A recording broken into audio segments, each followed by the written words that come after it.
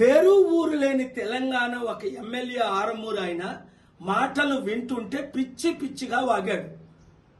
హిందువులందరూ పిల్లలు కనండి, హిందువులకి కుటుంబ నియంత్రణ ఉండకూడదు అంటే అర్థమేంటి? ముస్లింలకి క్రిస్టియన్స్కి కుటుంబ నియంత్రణ ఉండాలి. నోరిప్పితే హిందూ క్రిస్టియన్, హిందూ ముస్లిం మధ్య గొడవ పెట్టడం తప్ప ఇంకొక పని లేదు వీళ్ళకి. ఇంకా పిల్లల కంటే వీళ్ళు ఉద్యోగాలు ఇస్తారా? మోదీ గారు సంవత్సరానికి 2 కోట్ల ఉద్యోగాలు ఇస్తారని 20 కోట్లు కాదు కదా, ఉన్న 20 కోట్ల ఉద్యోగాలు పోయాయి. మరి కొత్త వాళ్ళ పిల్లల కంటే వీళ్ళు ఉద్యోగాలు ఎప్పుడు ఇస్తారు? తిండి ఎలా పెడతారు?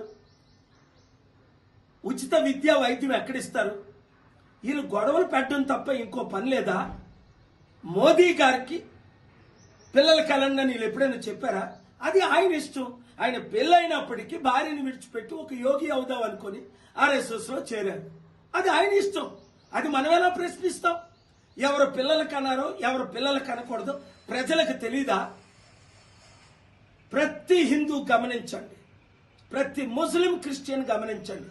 ఇప్పుడే గాని బీజేపీని చిత్తుగా మనం అందరం ఏకమై ఓడించకపోతే ఇండియా రష్యా లాగా, వెనజువేలా లాగా, నైజీరియా లాగా, జింబాబ్వే లాగా, శ్రీలంక లాగా తయారవుద్ది.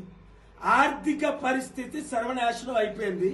ఇచ్చిన వాగ్దానాలు ఏవి నెరవేర్చట్లేదు. ఇప్పుడు మన మధ్య మనకు గొడవ పెట్టడం లేదా దేశ విదేశాల్లో యుద్ధం చేయడం అంటారు.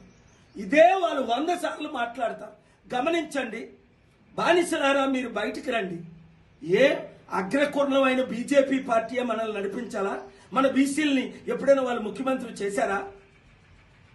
ప్రతి ఒక్కరు బానిసలందరూ బయటకు వచ్చి ప్రజాశాంతి పార్టీని గెలిపించి ఈ రాష్ట్రాన్ని దేశాన్ని రక్షించండి.